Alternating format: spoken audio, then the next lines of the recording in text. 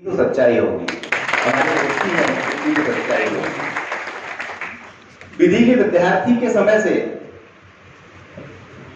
आज अगर मैं देखता हूं तो मेरे जीवन का के आधे से अधिक समय इस प्रांगण के अंदर व्यतीत हुआ है।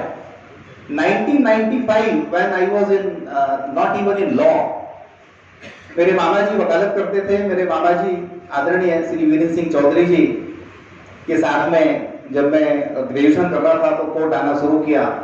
यहाँ इस सभागार के बाहर एक कॉल लिस्ट का बोर्ड हुआ करता था। जब कोई कंप्यूटर की कॉल लिस्ट नहीं आती थी, साइड टू साइड होती थी, यहाँ बाबा फोटोकॉपी होती थी, तो उस कॉल लिस्ट के बोर्ड से शायद हमने शुरुआत की। अपने केसेस देखते थे, नोट करके घर में जाकर के मामा जी को बताते थे कि कल ये केसेस लगे हैं। फिर वो अगले दिन का काम देते थे कि वो यहाँ एक यादव जी टाइपिस्ट बैठते हैं, उनसे ये अपील टाइप करवानी है, तो उनके साथ में बैठ करके टाइपिंग करवाते थे। तो आज लगभग मुझे 26-27 साल इस प्रांगण के अंदर व्यतीत करते हुए हो गए। तो आप अंदाजा लगा सकते हैं कि जब मैं 19-20 साल की उम्र का था तो आधे से अधिक जीवन, और अगर देखा जाए तो मेरे होश पूर्वक जीवन का तो संपूर्ण जीवन इस प्रांगण के अंदर व्यतीत किया है। तो अगर आप चाहेंगे भी, तो मैं भी अगर चाहूं कि यहाँ की स्मृतियों को मेरे मानसिक पटल से मिट जाए, तो मैं मानता हूं कि वो अमिट है। इस जन्म में तो शायद यहाँ की स्मृतियां मैं चाह करके भी नहीं मिटा सकता, और ऐसा मैं चाहूंगा भी नहीं। यहाँ इस बार के इसी हॉल में चाहे सहायक चुनाव अधिकारी के रूप में, चाहे उप सचिव के रूप में, अनेक बार उप महाधिवक्ता, अध्यक्ष महाधिवक्ता, महाधिवक्ता की हैसियत से आप सभी के बीच में मैंने जो प्यार पाया है, और एक यहाँ के कर्मचारी से लेकर के एक साथी अधिवक्ता, वरिष्ठ अधिवक्ता, आप सबने जो प्यार दिया है, शायद उस प्यार के कारण ही मुझे हमेशा इस बात का एहसास होता रहा कि हमें कुछ करना चाहिए, हमें अपने समय का सदुपयोग करना चाहिए। और शायद इसीलिए आप सभी के उस एक सकारात्मक सहयोग के कारण आज हम यहाँ पर हैं। हमारे बीच में इस हाईकोर्ट बार एसोसिएशन में मैं मानता हूं कि अनेक प्रतिभाएं हैं, और उन प्रतिभाओं को बस एक उनको एक्सप्लोर करना है अपने आप को। यहाँ किसी प्रकार से कोई हाईकोर्ट बार एसोसिएशन के अंदर प्रतिभा की कमी नहीं है। आप अच्छा काम करें, अपना नाम करें, और हमारे मध्य विराजमान न्यायाधीशों के ज्ञान से, उनके अनुभव से लाभ प्राप्त करें। लगभग मेरे 6-7 महीने के कार्यकाल में सर्वप्रथम मुझे मेरे ओथ के दिन माननीय चीफ जस्टिस श्री मोहम्मद रफीक साहब के साथ बेंच शेयर करने का अवसर प्राप्त हुआ था। उनसे एक दिन में भी क्या सादगी किस प्रकार से मेंटेन की जा सकती है बेंच पर बैठ करके मैंने सीखा। उसके अगली सिटिंग मेरी माननीय जस्टिस अतुल श्रीधरन साहब के साथ में हुई। उनसे मैंने एक बात सीखी, at any cost rule of law has to be maintained. चाहे कुछ भी हो, आपको कानून का राज स्थापित होना चाहिए, ये एक फॉर्म आपका। उसके बाद मुझे माननीय न्यायमूर्ति नंदा दुबे साहब के साथ बेंच शेयर करने का अवसर मिला। मैंने देखा वो वैकेशन बेंच थी, लेकिन माननीय न्यायमूर्ति उस वैकेशन बेंच के दौरान भी जितने मामले लिस्टेड थे, उन सभी मामलों में वो घर से कुछ ना कुछ उन फाइलों के बीच में अध्ययन करके, उन फाइलों के बीच में कुछ ना कुछ आपने एक दृष्टिकोण आपका था। और हमारे काफी केसेस थे, किंतु बहुत कम समय के अंदर ही किस तरीके से बेंच को हैंडल करना चाहिए, वैकेशन बेंच में क्या प्रायोरिटीज होनी चाहिए, किस मैटर को सुनना चाहिए, किस मैटर को नहीं सुनना चाहिए, ये मैंने आपके साथ सीखा।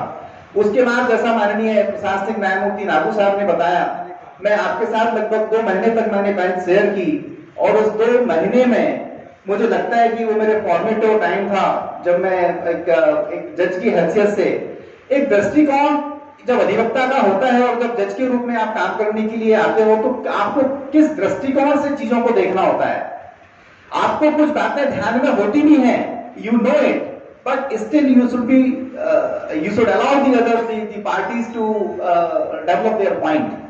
मैंने कई बार ये महसूस किया कि किसी केस में हम किसी एक नतीजे पर पहुंचते भी अगर किसी सम्मानीय अधिवक्ता ने कहा कि नहीं साहब एक इसमें पॉइंट और है, तो he never interrupted. All right, what is the point? ये मुझे लगता है कि कुछ ऐसी बातें हैं कि शायद जीवन में मेरे न्यायाधीश के कार्यकाल में मैं इन सब बातों का अगर ख्याल रखूंगा तो आपकी अपेक्षाओं के अनुरूप मैं खरा उतरूंगा। मेरा बहुत लंबा कार्य का समय माननीय मुख्य न्यायाधिपति महोदय के साथ में व्यतीत हुआ। आपकी टाइमिंग से लेकर के और सारे बोर्ड को किस प्रकार से मैनेज करना है, क्या आपका अपने पूरी कॉल लिस्ट पर किस प्रकार से आपका कमांड होना चाहिए, कहां आपको रुकना है, कहां आपको रोकना है, एक मामले में कितने मिनट के अंदर उस मामले की तह तक पहुंचा जा सकता है। अधिवक्ता ने अपनी बहस प्रारंभ की, उस समय ही इस बात का एक मोटा मोटा अंदाजा लग जाना कि ये और क्या बात हो सकती है। और सबसे बड़ी खूबी कि अगर किसी अधिवक्ता ने किसी पर्सनल ग्राउंड पर कोई रिक्वेस्ट की कि my lord please adjourn this matter because of some personal reason, even without asking कि क्या पर्सनल रीजन है, all right, list after 4 week 2 week whatever you want. ये तो सर पता है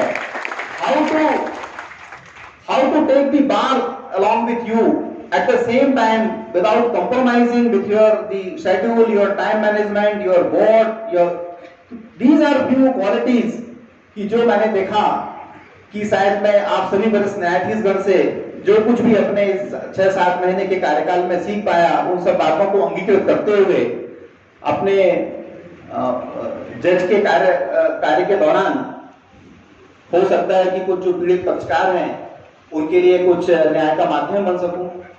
यहां Madhya Pradesh high court bar association के प्रत्येक सदस्य ने जो स्नेह दिया, जो प्यार मुझे आप सभी ने प्रदान किया, जैसा मैंने पूर्व में कहा था कि मैं शब्दों के माध्यम से उसको व्यक्त नहीं कर सकता।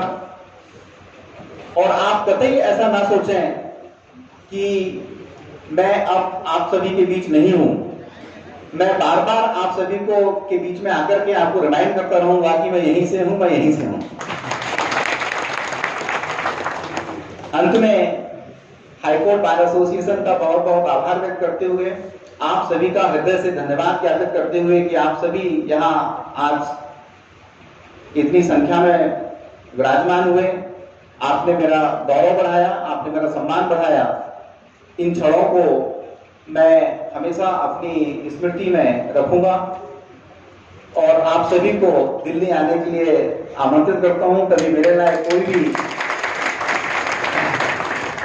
अगर आपके किसी भी सहयोग में मैं आ सका तो अपने आप को भाग्यशाली समझूंगा।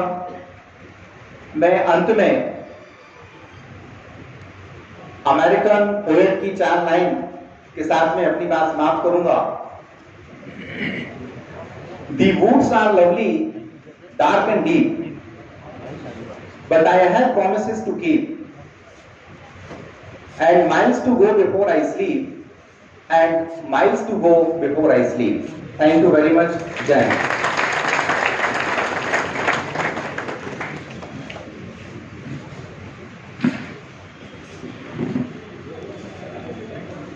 न किसी से ईर्ष्या, न किसी से होड़, न किसी से ईर्ष्या, न किसी से होड़, मेरी अपनी मंजिलें, मेरी अपनी दौड़। गौरव साहब इन्हीं पंक्तियों को चरितार्थ करते हुए हम लोगों के बीच से दिल्ली ट्रांसफ़र हुए हैं। आप सभी ने उनका अपनापन देखा, आप सभी ने उन्हें अपनापन दिया। सभा के अंत में मैं अध्यक्ष महोदय को आमंत्रित करता हूं कि वे धन्यवाद ज्ञापन करें।